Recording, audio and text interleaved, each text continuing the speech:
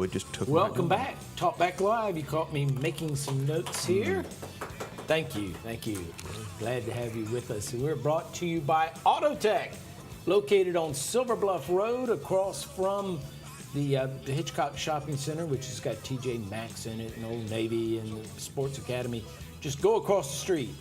Just come over, take your car over there, then you can walk across the street and go shopping, have lots of fun.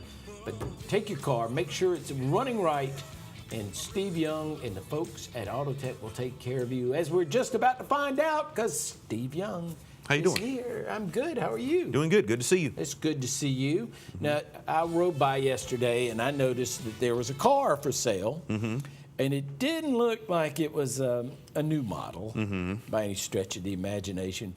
What is that car that's for sale? That 1956 Chevrolet. It's a 56 Chevrolet. Now, did you do the rehab on it? Or? No. One of my customers had bought it a few years ago, I think at a custom sale, and we had to do some modifications on it. I don't know where he got it from, but in the South, just with the temperature, the engine wouldn't stay cool, so we had to put a custom radiator in it, fix the power steering on it, a few things like that. Nothing major. I mean, it's a nice car. It's a good driver. Yeah, it's a cool-looking car. It's black and white.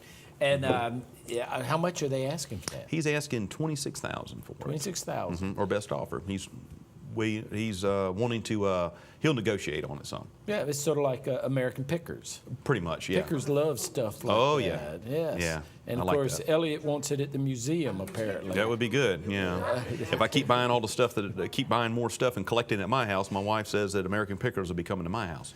And an interesting thing is you fix cars, but you always have an interesting car for sale over there. And people actually come by and not only look at the cars for sale, but just look at the cars. Yeah, I have customers that come by and said, just look around and said, I just want to see what you're working on interesting today. And so, yeah. One of the more fun things in making the commercial that you see on TV that we did for y'all, is me walking around taking pictures of, here's another one, here's another, and I've because of the Volkswagen that I had, I spent an enormous amount of time with Steve and Jennifer and all the gang down there. And it was kind of interesting. There was a lot of cars I hadn't really noticed before. And one of the thoughts that comes to mind is these are expensive cars, and if people that have a lot of money invested in the cars trust you with it, then I would think most people should probably trust you, whether it's expensive or not, because y'all take care of all kinds of cars in between. All makes and models. It doesn't matter. And it says imports, but you do domestics as well. Yeah. Actually, a few horse trailers, a few carriages around town, little oddball stuff sometimes. Right. Yeah. It's a lot of fun, though. I enjoy it. Yeah, I bet you do. That's why you got into the thing, right? Years and years ago. Yes, long time ago. All right, we have a follow-up question. We talked last time about why it was important to have the proper pressure in your tires. Yes. And we talked about the fact that if it's too much, it does this. If it's too low, it does that. And a question came pouring in the email asking us, or asking me to ask you, the question of hot or cold. Okay. Should you check your air tire? And I actually have been told both things. Okay. So when you go to check your air pressure in your tires, and you want to have 35 pounds or whatever it is that you want to have in that tire, should you check it after you've been driving a while to warm it all up, or should you check it while it's cold? Cold. Mainly cold. On the tires, if you read it, as in very fine print, it's hard to see, but it says cold air pressure. And inside your door jamb on most cars, especially late model cars, it'll tell you what the air pressure is supposed to be front and rear tires, and it says cold pressure. And that's what you want to go by. So the pressure actually can be different from front to back? Yes, depending on the size of the tire. Yeah, depending on the type of the car. I got that screwed up. Not all of them carry 32. Some of them can carry 32 in the front, 40 in the rear. It depends on the type of vehicle. More sports cars with wider tires, that can vary the pressure, or certain SUVs, depending if you're towing something in the back of it, or a lot more weight's going to be put in the rear, more tire pressure in the rear. Trucks too, especially if you're towing a horse trailer, that sort of stuff. Okay, we also had another question that poured in behind the first question, that the GPSs that cars come with, much less your cell phone. Everybody, I don't have one in my car. I have one on my telephone, and I guess it's the real estate appraiser in me. And I tend to look at an address and I can figure out where it is Yes. because I know where a lot of streets are. But I've used the GPS just for fun, and it always takes me to the wrong spot. Yes.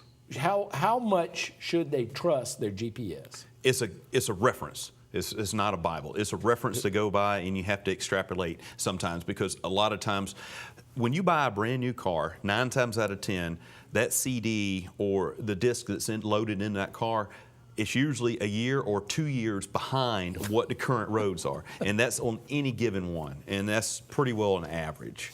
And we were talking about this a little bit, and you were saying that there was a guy who he was following it late at night, and it took him right into the river. Well, yeah, it went down the boat ramp because they had changed the bridge, and where the other bridge, the road went down to, turned into the boat ramp, and they built a new bridge around it, and the GPS wasn't updated, and he was traveling at night, and he just went right down the boat ramp, right into the water. You got to hate when that happens. Yeah, that would kind of, it would ruin your evening. I was in Columbia yesterday, and I was with Kathy Boyette, again, selling spurs and feathers, and she checked her GPS and said, do you know where? She asked me, and I said, well, I think you turn left up here and you go down the road. It's the Lexington Hospital.